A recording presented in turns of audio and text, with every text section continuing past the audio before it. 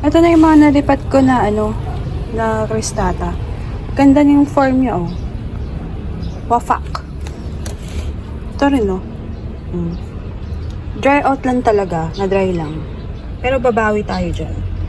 Pagagandahin pa natin mga cristata at papubulak-bulakin natin yung mga iyan. So, maglalagay ako ng toppers. Ito naman yung ko. Ito lang ba yun? Ayun, ito pa isa. Ayan. Ayan. Try ko siyang ilagay dito. Kasi yung ganda niya eh. So, magkiripat muna ako ng cristata, yung aking kauna-unahang cristata. Very dry. Bakit ko nasabing dry? Look at the thorns. Ayan, dry na sila. Oo. So, na-stress din yung kulay nila. So, ito nga yung nakalaka. Second time na ako nag-repot. Di ko na isabay kasi nasa ilalim siya. Nakakalimutan ko siya kunan. So, this time naalala ko na siya. So, magagawa tayo ng soil mix. I have yung old soil mix. Tapos, Vermicus. Ayan. CRH, naglagay ako ng coco peat. Oh, gusto musok.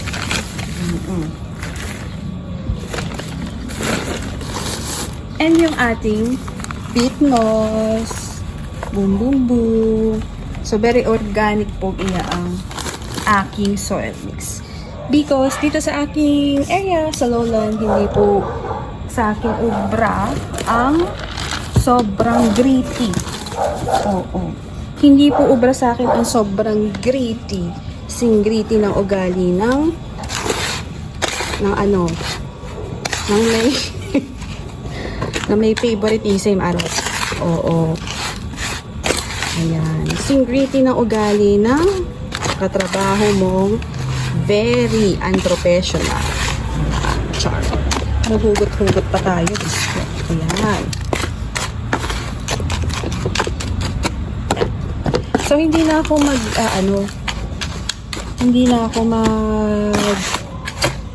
tawag doon. Hindi ko nililinisin yung ugat. Kundi ipapakak ko na lang. Ganun ko lang naman itatanim. Yung cristata. Umuusok-usok siya actually. Yan. Tapos, lagyan natin ng later on. Ano yun? Lagyan ng later on. Kukunin ko lang siya dito. Yung pala, lumang-luma na ang soil mix. So, mas healthy yung ginamit ko sa kanya. Mas organic. Ayun. Tsaka tayo maglagay ng saan ba yung ko dyan? Wala pa ata. Tsaka tayo maglagay ng dami po. Yan, dinamihan ko yan para mag-flower ka na ha. Yan, diba? Paalam sa kanyang saan ba nabili yan? So, magdadalawang taon na siya this year, July. Oh, binili ko yan, regalo ko sa sarili ko, ganun.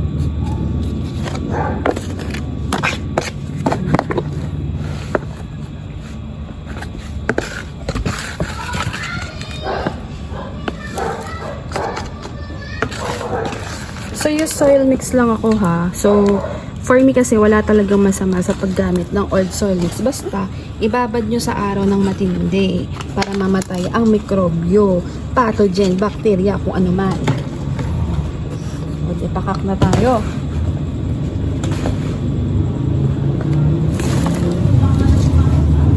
Asan kayo yung mga gamit ko? Ang hirap magtanim ng walang Ayan.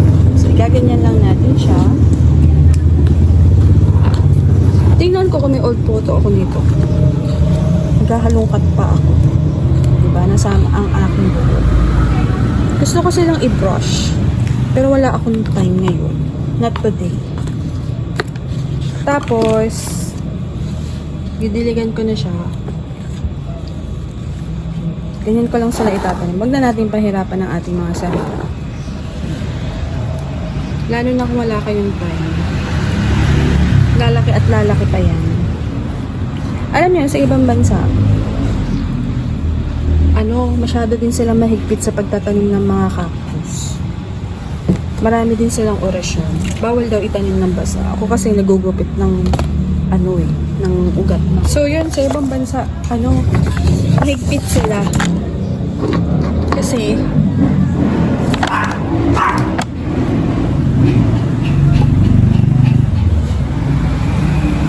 bawal daw maggupit ng basa yung ng cactus.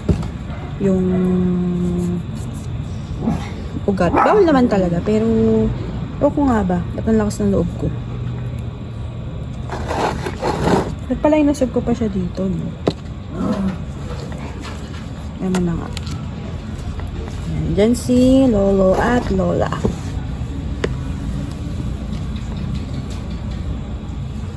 Hindi sila makaupo. O, dito na lang. Mas maganda dito sa Laga lang. Gawan natin ng paraan. Wait. Magdilig na tayo.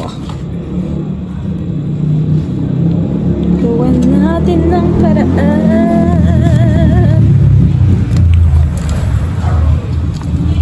Oh. Yan. Takak.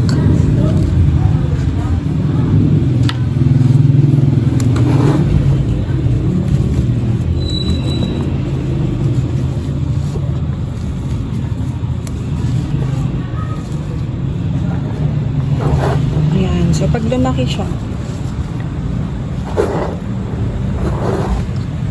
yun. Pag lumaki siya, pwedeng pa ganyan. Pag gano'n na siya, kasi yung pot niya. Ayun. So, maglagay na tayo ng toppers.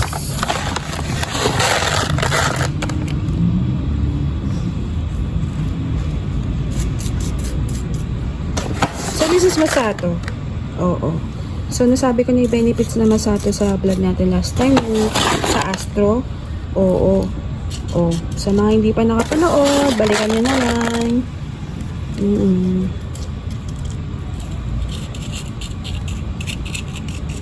Ganda kasi itong Masato. Tsaka mabigat siya. Kaya pag nagdilig kayo, lalo na pag nabasa siya, mahirap na siyang paghiwalayin. Lalo na pag matagal. Pagka gusto nyo siya ulit gamitin, yung Masato nyo, dikit-dikit na siya. Hindi siya mahirap kunin. Tapos pag dry yung soil nyo, kumari i-repeat ko na tong cristata na to.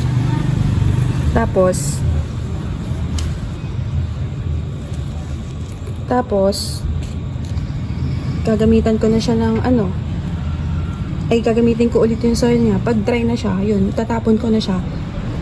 Tapos dikit na yung lupa niya. Nakadikit na siya doon. Siya si Lolo.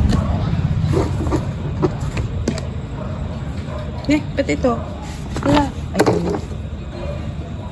Lola.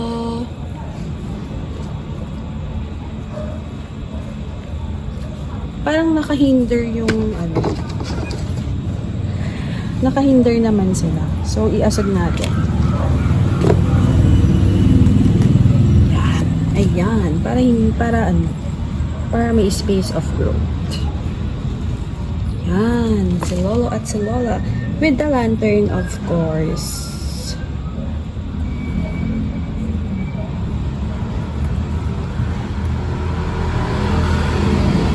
Paano ba to? Hihilahin siya, tapos ganon. Para tumayo. Ayaw, ganon pala.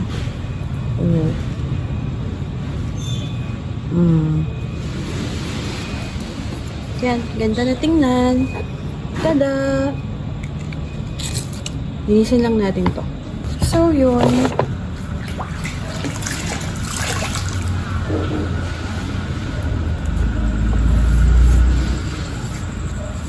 Nasa natin. Kulang pa to ng lupa.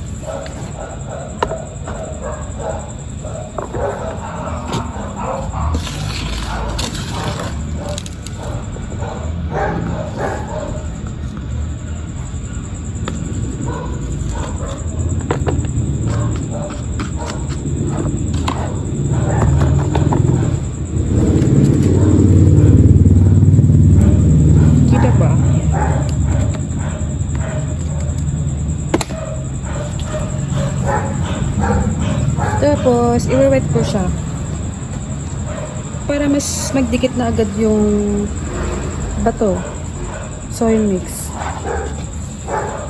Soil mix tuloy. Yung toppers natin. Ganda to. Ganda niya actually.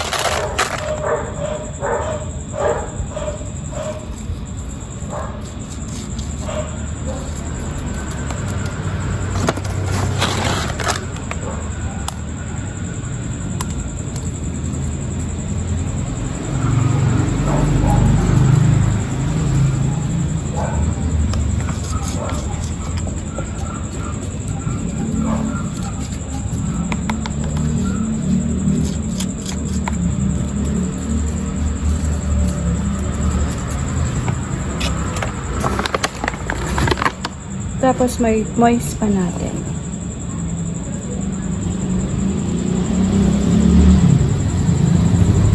Ganda niya oh, promise. So this is mga inermis.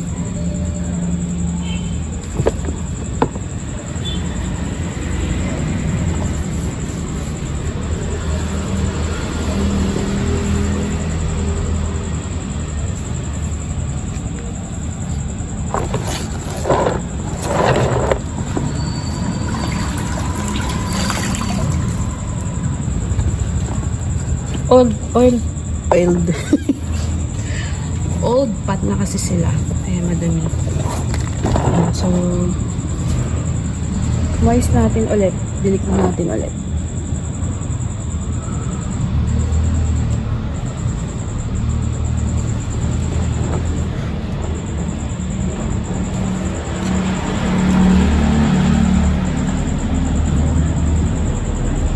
Nakalimutan ko maglagay ng potassium mold. Ano lang kutsara natin kasi wet. Isa. Saan pa yung isa? Ito. Lagyan ko sa likod. Siya sa gilid.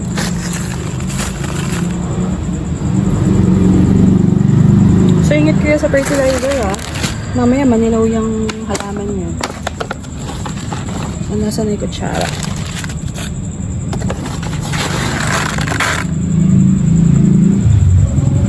Masyado siyang puno, mahirap siyang lagyan ng bato.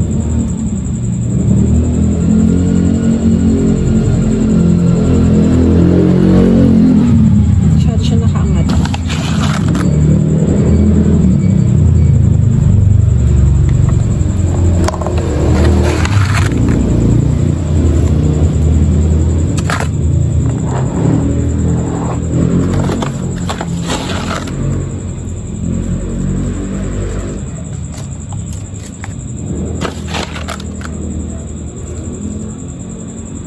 So yun, balik tayo sa topic kanina. Yung, dahil sa cactus, maraming mga taga-ibang bansa nanonood sa channel ko. Usually sa short kasi hindi naman ako nag-i-English sa vlog ko eh. So yun. So nung minsan nagtanim ako ng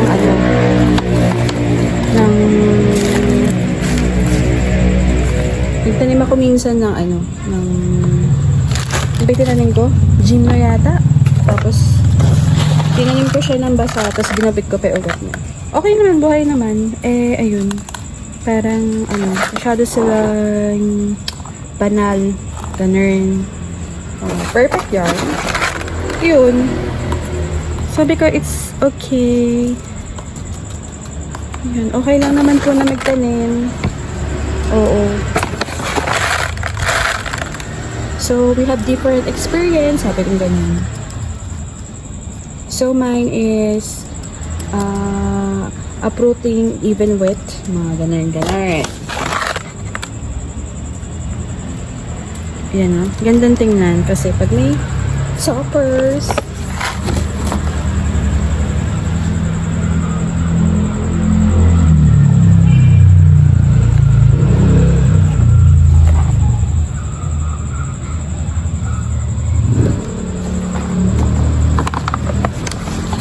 Ayan. Pag kasi binabasa mo siya ng may toppers, mas makikita mo yung mga part na hindi pantay-pantay. Tsaka hindi siya masyadong maaksaya. Oo.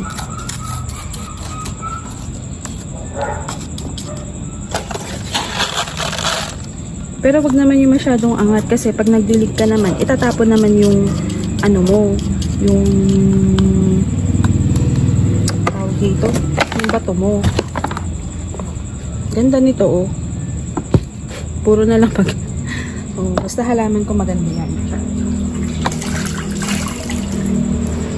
Basta collection yan ni Mitch, maganda yan.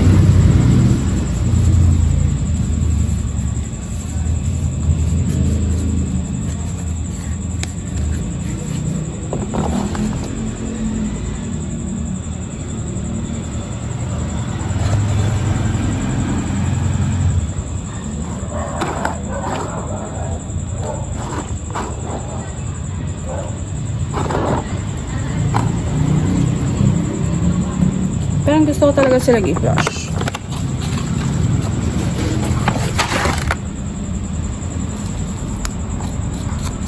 O yan, mas naiiwasan pa na tumapon yung mixture kapag winiwet natin yung ano, yung soil. Tsaka, ang maganda dyan, B. Oh. Ano yung sasabihin ko? Ang maganda dyan, B, pag wet yung soil, tapos dry pa yung plants mo, ano, nakapag-moist ka. Basta moist lang wag dilig. Basta yung konti lang, wag naman yung madami.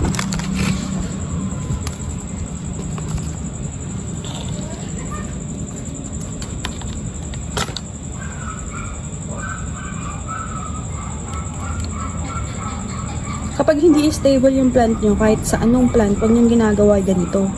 Pagka stable sila, tsaka nyo siya gawin.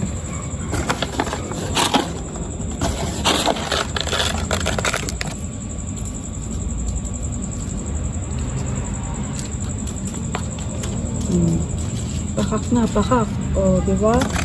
Pakak, pakak.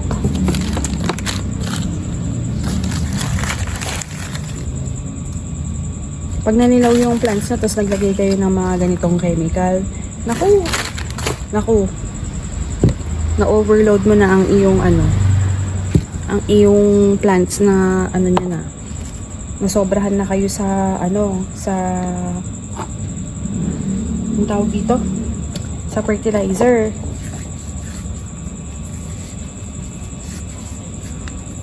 Naninilaw yan. Tapos, huwag kayong gagamit ng Carabao's manure kasi rich siya sa nitrogen. Masyado siyang matapang. Masusunog yung plants nyo pag nasobrahan kayo. Tapos mag-abnormal yung shape nila.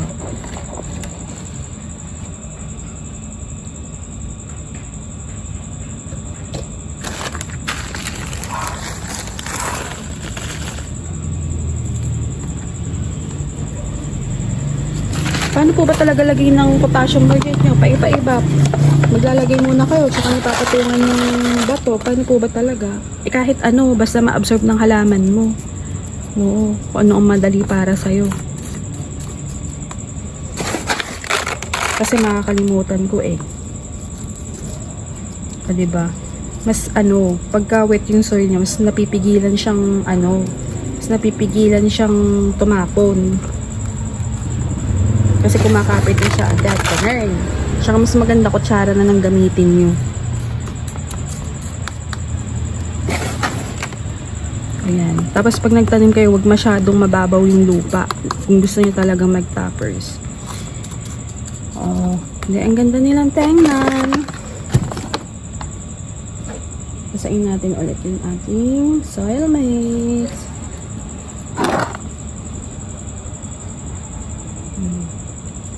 Pakak. Ito, nalagyan ko na. Ipabasain na natin na ma-absorb.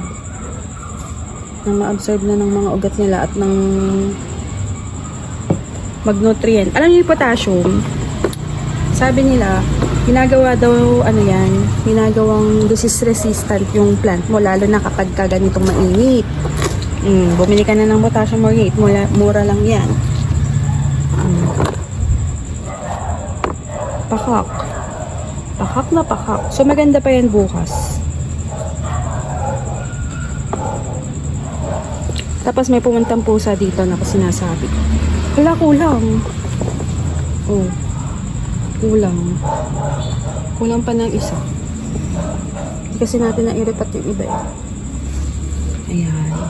Ganda. Pakakers. Pak, cool, pak. Gander. Ayun. So, balikan natin yan bukas para mas maganda ang view. So, thank you for watching everything nice at Mitch, second and vlog. So, yun. Mas maganda mag-wet ng soil pag magta-toppers kayo para kumapit agad yung bato nyo at iwas din sa paglaglag. Tsaka mas mas mapaplat nyo pa sila pag binasa nyo pa yan. Tapos, yun. Gumamit lang ako ng bunny poop tapos vermicast dito. Dito ko lang naman ginamit. Kasi siya yung first crystata ko. And gusto ko, special siya. Ganun. Tapos yun, ingat kayo sa fertilizer ha. Lalo na itong potassium moliate na to. Pag nanilaw yung mamaya, isang sandok ang nilagay niya, maninilaw yung halaman niya. Bahala kayo. Tapos yun, potassium moriate, pang disease resistant, pang flower. Maganda din kung may phosphorus para mas mag-bloom. Tapos kailangan acidic yung soil mix niyo kasi pagka for sure tap water yung dinidilig nyo, so magiging alkalinic yung soil nyo. Gusto kasi ng mga cactus is acidic, pero nabubuhay naman yan kahit alkalinic. Hindi nga lang siguro talaga sila magpa-flower. So sa akin, priceless ang flower ng mga cristata kasi madalang talaga. Madalang sila mag-flower. And yun, medyo rare pa tong mga cactus. Tapos ayun, pagka kasi acidic din yung soil mix nyo, may mag-a-absorb kay phosphorus, ganun. So yun, yung masato soil natin, madaming benefits yan.